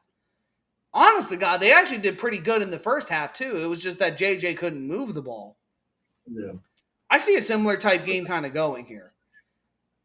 I do not see a lot of scoring. I see this being a very close game, which is why I like Atlanta plus the 3.5, but I don't know if I like them to win. Like, again, it's a split ticket for me. Vikings to win, Falcons to cover, but under 44.5 is like, I'm looking at the total here, and this is a dead under. Sunday Night Football, 2 NFC teams, stadium. You would think over, but I'm going under. We'll see if makes sense. I tough because I think the game's probably going to be close to 44. So I think I'd probably go under too. I think it's going to be close. I'd go under. Tough one though. Yeah. I think it's going to be close. All right. We have a double Monday Night Football head-to-head. So brace yourselves. Let's see if we can go lightning round. No promises, though. All right. Money Management, it's the Tampa Bay Bucks. 2.5-point non-conference road dog. They are the third one on the board for this week. They are traveling to Houston on Monday night. Houston laying 2.5. They are minus 146 on the money line. Over-under is 42.5. Texans getting 70. Sorry, the Tampa Bay Bucks are getting over 70% of the tickets and over 70% of the bets. And your head is down. Oh, boy. Yeah. All right, man. Let's go. I don't like that vote of confidence. Real quick. It feels like a Barney play to me. I couldn't get there with Houston. I don't know. It's hit the B square. It's hit the B square. I don't feel good about it. I just couldn't get there with it. I don't know, man. This Houston team, CJ Stroud doesn't look good anymore. Their offensive line is horrendous. It's like their offense consists of Nico Collins and nobody else. I don't like this Houston team at all. I don't think they're good. I heard their defense is supposed to be good. The Rams seem to move the ball well enough.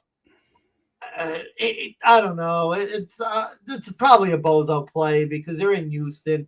Houston will probably pull it out, but I have to go with Tampa just based on the power rankings. I think Tampa Bay's better quarterback, better coach probably. Strangely enough, I just think Tampa's the better team. I'm gonna go with the better team with points. That's my handicap. I wasn't like both teams had their struggles last week, in my opinion, but real quick, because like this might make or break something for me. Is this a Chewbacca line?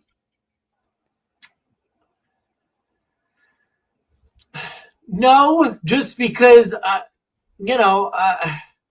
I could see why people would think that Houston should be the favorite in this game.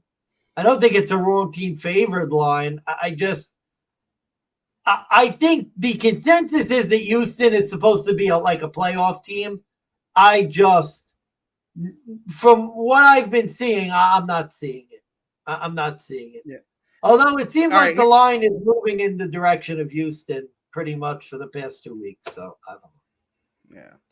Here's the conflicting stats. CJ Stroud, 4-1 straight up at home against NFC, but he has lost 4 of his last 5 overall, with one of those games at home. This comes down to the spot once again for me. The Houston Texans are 9-2 straight up as home favorites.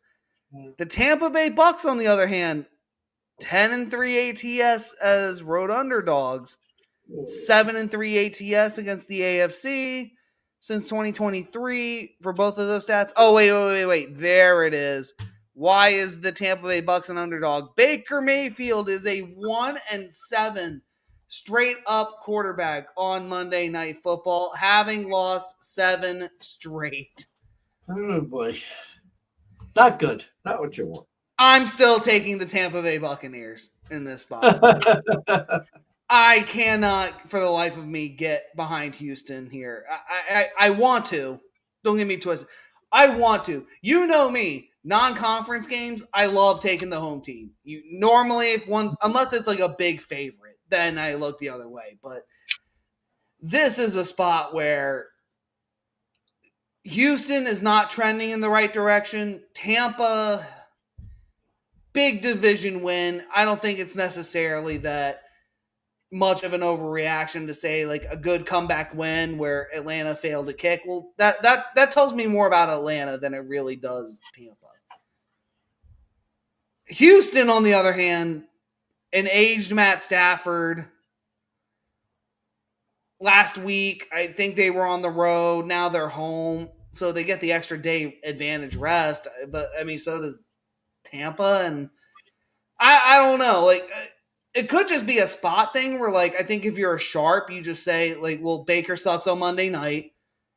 Tampa might cover, but I don't know if they win because Houston tends to win in this spot. And that's the problem. Like, I have too much conflicting back and forth. 2.5 points tells me this game's going to be close. It's going to be under a field goal, so give me the 2.5 plus Tampa. And honestly, I think Tampa wins. I think Baker gets a Monday night win.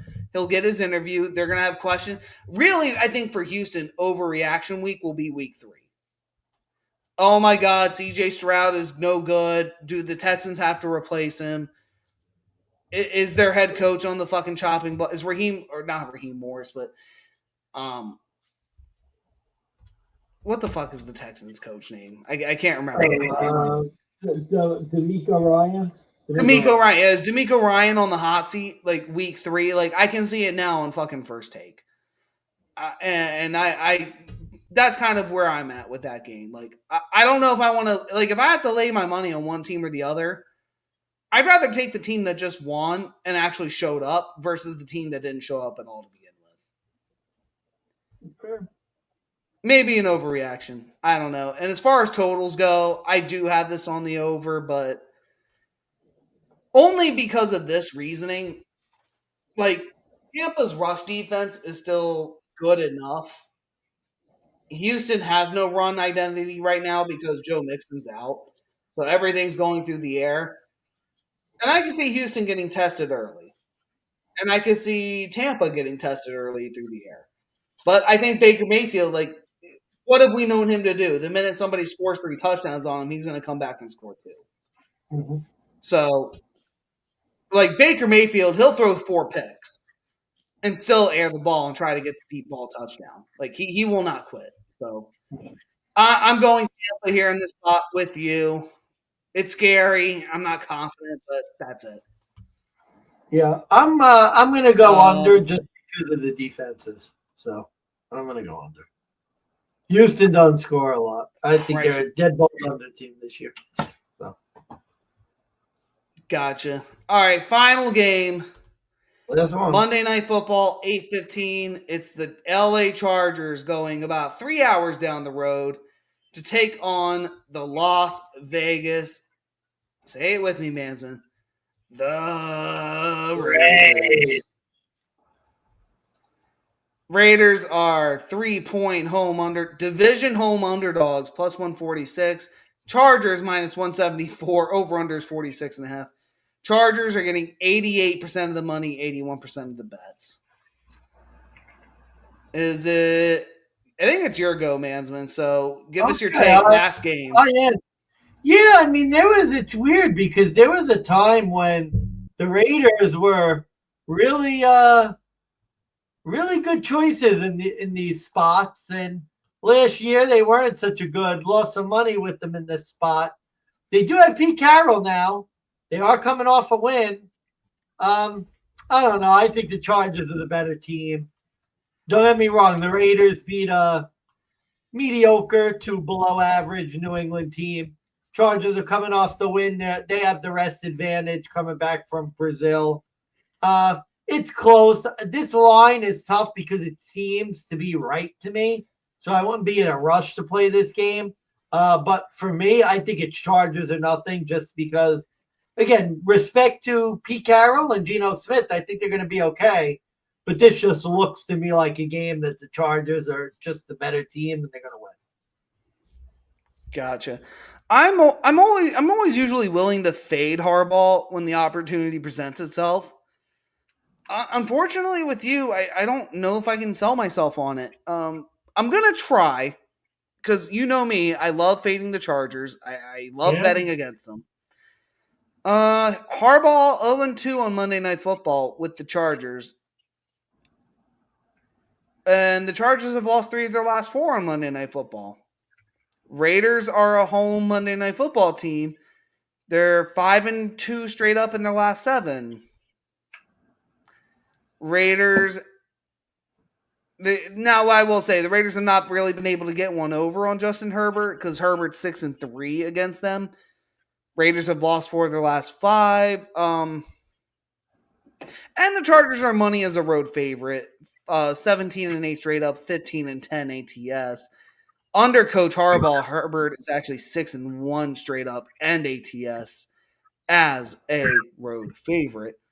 That was in the past though, and I think you mentioned it already. This is a Pete Carroll, Geno Smith line where this is going to be close. And Geno here.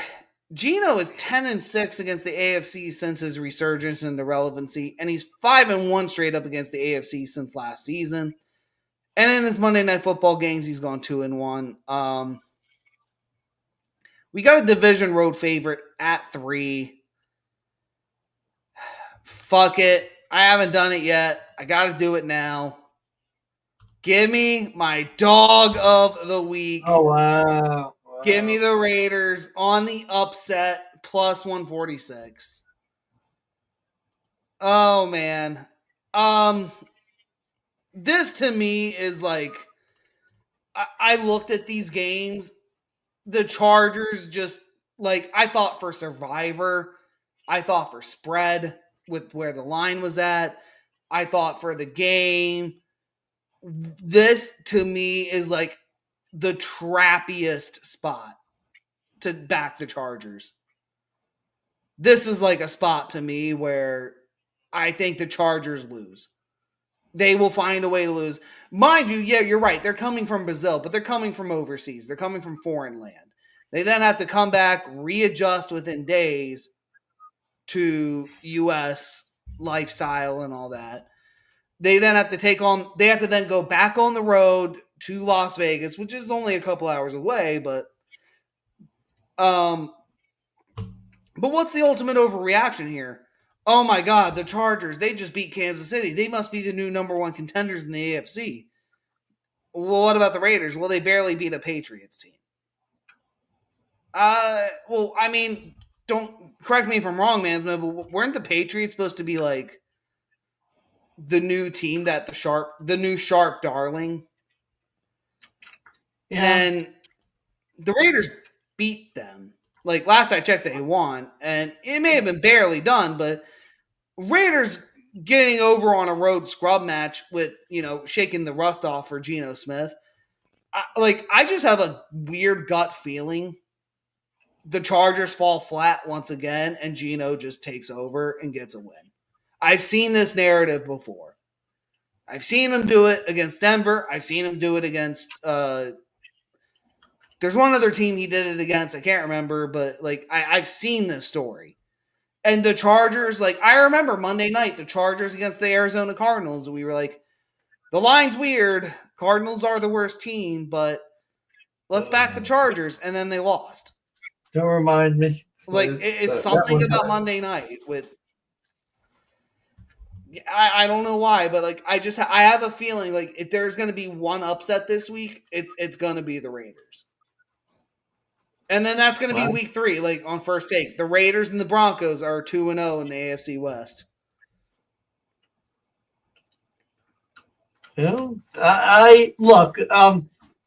I have a soft spot in my heart for the Raiders, as you know. So I would love to see that. I think more so, to me, this just feels like an under game. The over-under has been going up since. I think really since the Chargers won, but this to me feels like a dead under game. And I'm right there with you. This to me is 21-17 written all over, ends at 41. 2017, maybe 23-20 or 23-16 to finish it. It's going to hit close to that 46, but I think we're going to be sweating a touchdown by the end of it. I don't think it's going to be a field goal, but who knows? Back-to-back Monday night games, another weird spot, but no, I had to find a dog. This is the one where I just think for week 2, overreaction week, Chargers are not the number one contender in the AFC. Remember they lost to Houston in the wild card game? Yeah. I think I might have bet on Houston that game. I don't remember. Yeah, but all right, that's it. Well, we went 2 hours for week 2. Ohio. Whew. We had to catch up, but yeah, right. Absolutely. And speaking of catching up, I will catch you tomorrow. Yes, sir. I'll catch you tomorrow. That's it. All 15 remaining week 2 games. Thank you guys for listening. Make sure you check us out on YouTube at the Distinguished DeGents Podcast. Make sure you hit us up on X if you feel so inclined. We know it's a cesspool over there. Make sure you like, comment, and subscribe. Thank you guys for listening. I am Big Bucks of Beta. Hey, man, then signing off. And as always, buddy, go win them and make that motherfucking money.